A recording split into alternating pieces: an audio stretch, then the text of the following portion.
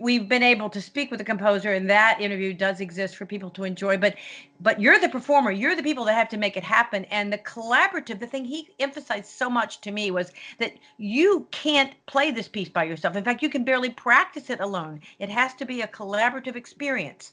So can you talk a little bit about that? Yeah, it's interesting. So the four members of the band, if you will, is myself. I teach at Jacksonville State University in Alabama right now. Nigel, he's at University of Michigan right now. Oni is finishing his doctorate at University of Texas, and Corey is a freelance percussionist based out of Austin. Rehearsing this piece while we're very in separate places is a new challenge, especially compared to the piece that we performed last year with the Dallas Winds, Invisible Cities, as to where maybe you put the metronome on, you put the recording on, and it's fine.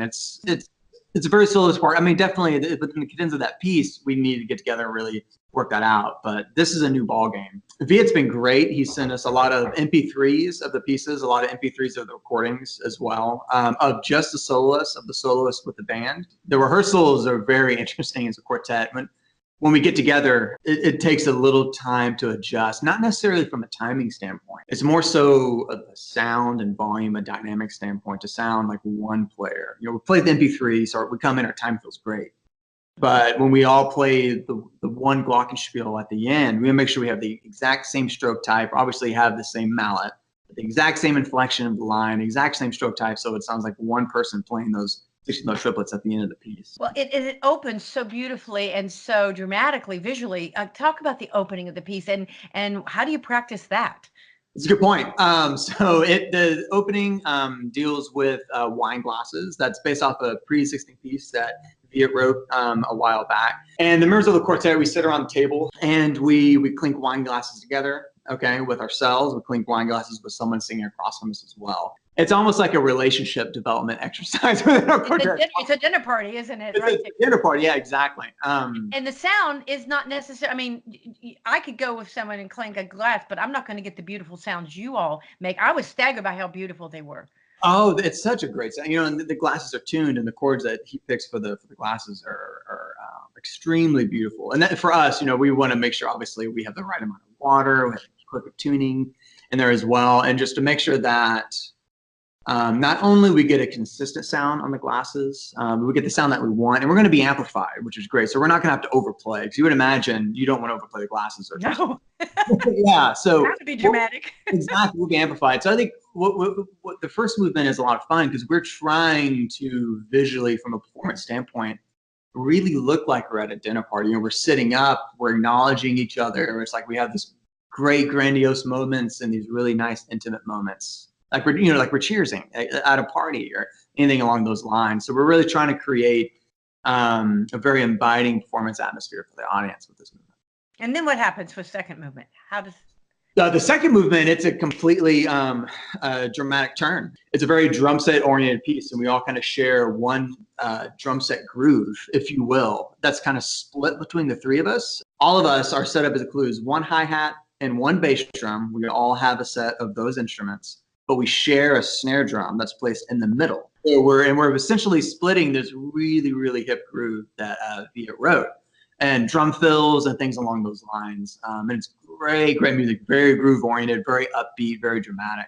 There's a really cool moment in the second movement where we actually spin around the snare drum, and it's really meant to emulate the blades of a windmill. And you'll hear these great glissandes from the wind band as they start to rise in pitch. They get higher and faster, and you'll see us start going and running and things along those lines. That's probably the weirdest thing to practice on your own. I'll have students. I bet. And I'm running around my snare drum by myself, trying to make sure I can play in time, I don't trip, things along those lines. And just so you know, this piece was commissioned by GE, and he's essentially just talking about renewal,